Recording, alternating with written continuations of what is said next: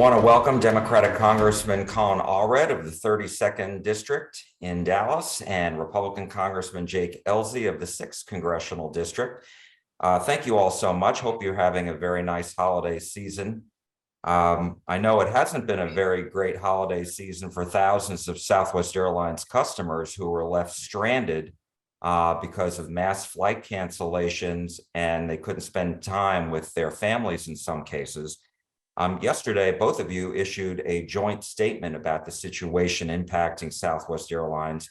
Why was this important to you? And Congressman Allred, we'll start with you. Sure.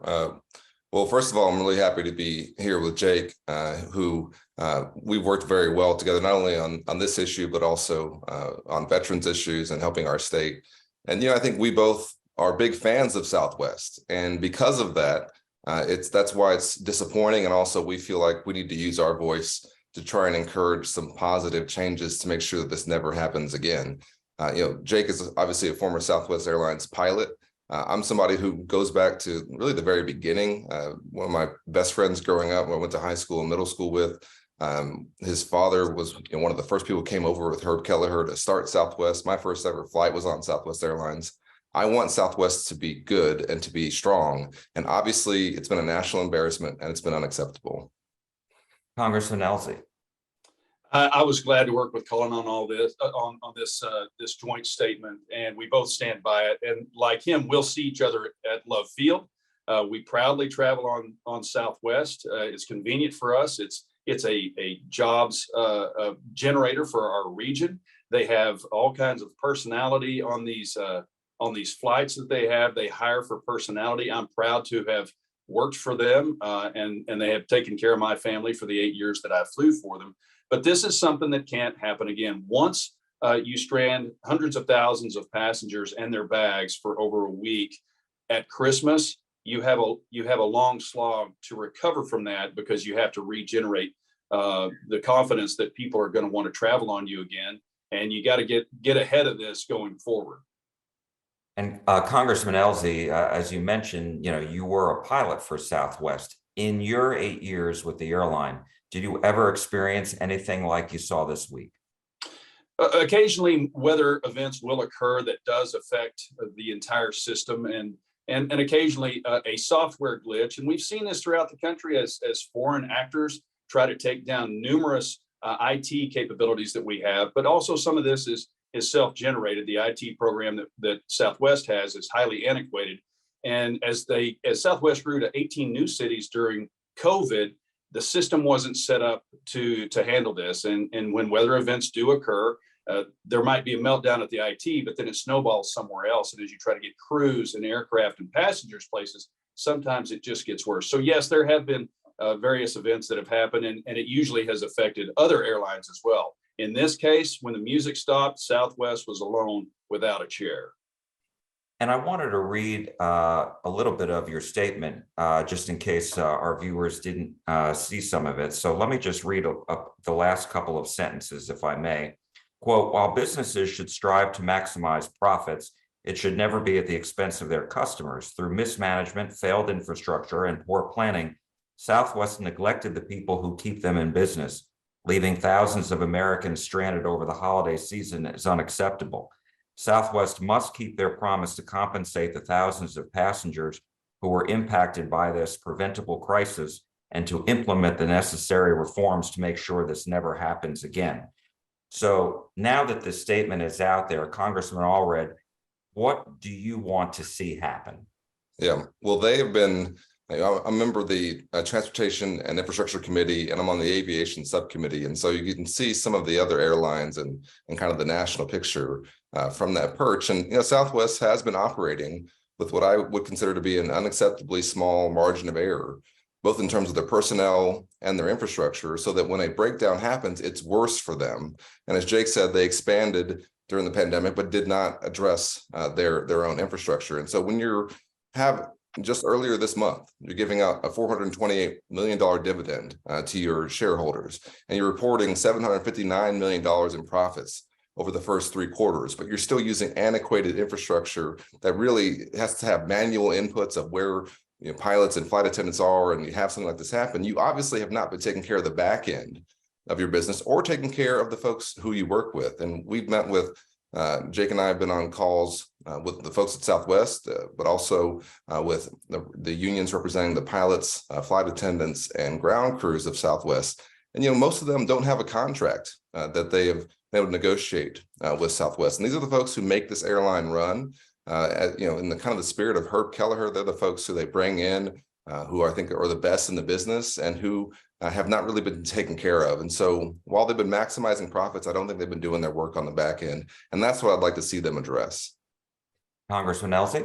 I'd agree with that. There are several outstanding contracts that some have been amendable for 3 years. And often we hear of the stockholders being taken care of first. Well, it needs to be customers, then crews, then the stockholders in that order going forward, because you can't keep your folks hanging out there, especially after COVID, which especially the flight attendants, but also the pilots up in the front had to deal with angry passengers, frustrated passengers for the last 2.5 years, and then have to deal with this.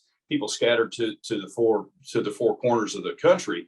They have to take care of them now. They have taken the brunt of this. Solve that problem immediately. Get that off the table so we can concentrate on getting the infrastructure taken care of, and then the stockholder part of that will take care of itself immediately. We need to get to these labor negotiations completed. Everybody has it in good faith, and then they all work together. And I actually told the company, I expect you to be reaching out to the labor heads immediately to get everybody into the headquarters to help solve this problem. Today, they are going to run a full flight schedule that has very few cancellations. They're running a full flight schedule, but they have to take care of the customers and their bags that have been left behind until they make notable changes. They can't just continue to go on this direction. There's going to be some personnel changes. There's going to be a philosophy change, and it needs to go back to the era of Herb Kelleher. Take care of your crews. The customers are going to follow, and then the stockholders will benefit from that later on too. I did speak with the flight attendants union earlier this week. I know my colleague spoke with the pilots union earlier this week, and certainly when you speak with them, they were ready to go. They're ready to work. They couldn't because of the infrastructure wouldn't allow it. So they were frustrated just like all the customers were. You made mention of it a little bit, both of you. Have you spoken personally with the CEO, Bob Jordan, and what specifically did he tell you? First, let's start with what are they going to do to make customers whole? And whoever wants to start that can go first. Sure. Well, we had a call yesterday, a Zoom call yesterday with several executives from Southwest. Bob was not on that call, and to be honest with you, I expressed that I thought he should have been because it was with several members of the Texas delegation who really, in terms of members of Congress, we're the ones who are going to be looking out for Southwest in terms of trying to make sure that whatever happens from here, that it's consistent with helping Southwest and not, being punitive. And they should have, I think, put more attention on that. But what we did hear is that they do plan on trying to make customers whole for the costs that they've incurred. And that's where I think the Department of Transportation, I spoke with Secretary Buttigieg a couple of days ago. That's where I think they're going to be focusing is Southwest going to be keeping their commitments in terms of the really, in some cases, enormous costs that folks had to incur over the holidays. Now, you can't ever repay the experiences that they missed. And to be honest with you, the only reason I made it home to have Christmas with my family, because I had 3 Southwest flights canceled coming back from DC from our voting on the 23rd, is because I had to fly American into DFW, which is a lot further from my house. And so for a lot of different people, it was much worse. And so you can reimburse on the meals, on the hotels, on the travel costs. But to regain that trust, which is where I stressed in that meeting, and I think Jake did as well, they're going to have get out in front of this and show dramatic changes, and it's not going to be business as usual.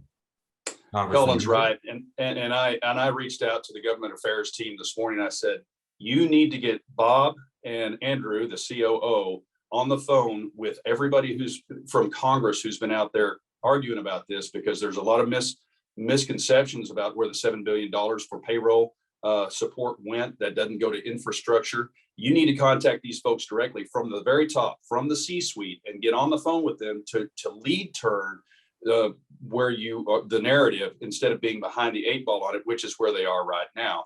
there's a lot of active duty military members who lost their holidays with their families. They have a limited amount of leave they had to pay out of pocket. So they have to make this right. They know that, and they communicated that to me this morning. But much more has to be done. And session starts on January 3rd. And Colin's been very, very forthright about what happens when a bunch of congressmen who have no knowledge of how an airline operates. Right now, there's no FAA administrator, and the nominee doesn't know anything about how an airline operates. And Secretary Buttigieg, who's not got a background in aviation, you got to get ahead of this and show that you know what you're doing. You're prepared for the future so that you can take the temperature off of yourself going forward. Once January 3rd starts, you don't want to be dealing with a Congress that's calling for a bunch of heads. Let me ask you this. Who were the executives on your call yesterday, and why wasn't the CEO on that call? Well, it's a good question. I think we had some folks who were in charge of kind of handling this on the operational side, and I appreciate that. And I don't want to put them, kind of on blast, so to speak. I think that the folks we spoke with yesterday are responsible for trying to make a lot of this right, and I know they're working very hard.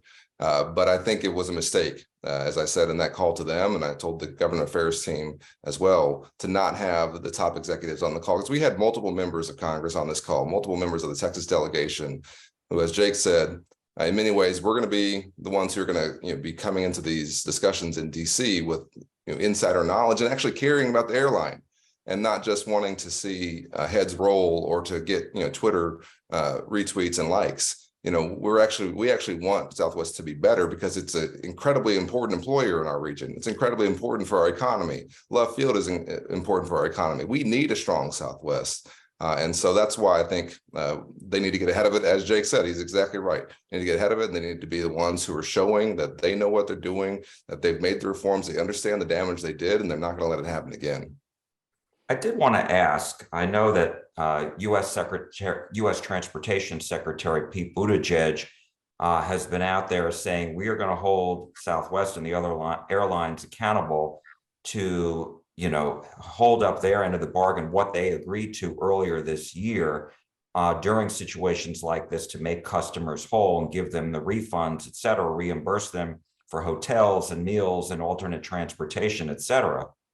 I'm wondering, aside from the executive branch, do you both believe that Congress needs to step in with additional legislation? Congressman Ellzey, we'll start with you. No, absolutely not. This is a failure of one airline. We know what the problems were. They have to show that they fixed it. And very often, whenever you legislate something from the federal government, a one size fits all, Southwest isn't like the other airlines. Their network has worked differently, but successfully for 50 years. And passengers were inconvenienced. This is up to the market. They've got a lot of making up to do with the customers that make this company profitable. And they've got to show the entire country, because the spotlight is on them, that they're willing to make the changes necessary. And they have to drastically change course in many different ways. I know these people at Southwest. I've worked with them, and I have every reason to believe that they will do this on their own. I really don't want people who don't have any knowledge of how airlines work at the federal government instituting changes. There was a law that passed several years ago that was meant to help make sure that pilots were rested. And instead, what it did is it exacerbated a fatigue problem based on well-intentioned one-size-fits-all crew day law. So let's let this fine airline fix itself, but we will hold their feet to the fire to ensure that they do, or otherwise they'll have more folks coming after them. And I don't think anybody wants that. And we want to protect this airline. We're the biggest fans of Southwest Airlines. Colin and I both are. And I want to also say that this wasn't a Republican or Democrat thing. This affected millions of people nationwide, millions of families. And I feel, after talking to Southwest, they know what's on their plate, and they know they have to fix it. And Congressman Allred, same question to you. I agree with Jake. There's no role for us in terms of legislation to make Southwest run a better business. And I think it's been an incredibly well-run business for most of its lifetime. And the story of Southwest is one of really breaking into an industry and really changing it. And that innovation is important. But Jake's right, the market is going to be their real punishment here in many ways, which is that they've had an incredible loss of reputation. The reputational damage that they've done is going to take years to recover from. And that's why I want to see them do so much to dramatically show they've made changes. Where we can come in, I think, is on the consumer protection side. And there may be, some efforts around that to make sure that folks are made whole here, but also, there was a lack of communication, with, folks who expected to have their flights. It really wasn't the level of communication you would expect. And then that is I think a consumer protection issue. So there may be some things that can be done around there, but we're not going to be able to legislate into making Southwest make the investments they need to make in their own infrastructure. That's not something we can do. And Jack, you have holding us, having Colin and I both here, who we work very well together. That's sign number one. North Texas congressmen work very, very well together. But you're doing a public service by having us on here to talk about that, to show that, hey, Southwest needs to be paying attention to what all has occurred here, because they need to make this better. And the consumer protection issue part, people need to go back to work. People need to show up in the headquarters. A lot of companies have had folks working remotely. That time needs to come to a stop. I've called for Southwest to have a couple of folks, customer service agents, not working at the gate. And I think that's something that they can do very quickly to address people's issues while not having to try to get their tickets at the same time. There's a number of improvements and a lot of good ideas out there. And I know they're working overtime at the headquarters in Southwest to do that. They need to incorporate the folks who fly the airplanes, the flight attendants and the pilots immediately to make this company better immediately. Well, I really appreciate both of you, Congressman Allred and Congressman Elsie, for taking the time to discuss this issue that we have seen this week. I know, obviously, the new term of Congress is going to be starting here very shortly. And the fact that both of you are from different political parties, obviously, but are working together on this. I did want to ask one very quick question just about this new term and the ability to continue to work together for North Texas. Will there be any impact, or does everything still stay the same in that regard? Congressman Allred? Well, my approach is going to remain the same. I've tried to work in a bipartisan fashion, and I think that's led me to have some success in terms of legislation, because ultimately, if it's going to pass the House and the Senate and become law, it has to be bipartisan in most cases. And so that's what I'll continue to try to do. I'm excited about the committees that I'm on and hope to remain on them. We have a Texan who's going to be running the Foreign Affairs Committee, and Mike McCall. Work well with the Republicans who'll be in charge on the Infrastructure Committee. So I feel like, on the Veterans Affairs Committee, I think it's always been bipartisan, but that should continue. So my work will remain the same. And I think a lot of our issues, as Jake has talked about, are not partisan in terms of what we need to have done here in North Texas. Highways run through all of our districts. Our airports will impact all of our areas. Some of these things, cross these kind of artificial boundaries and are really about the region. And I think we'll continue to work together well in that regard. Congressman Elsie. Colin is a great member of the Transportation and Infrastructure Committee, and that's exactly where he should be as we go forward. This whole region is full of defense, transportation, infrastructure. It's a growing area.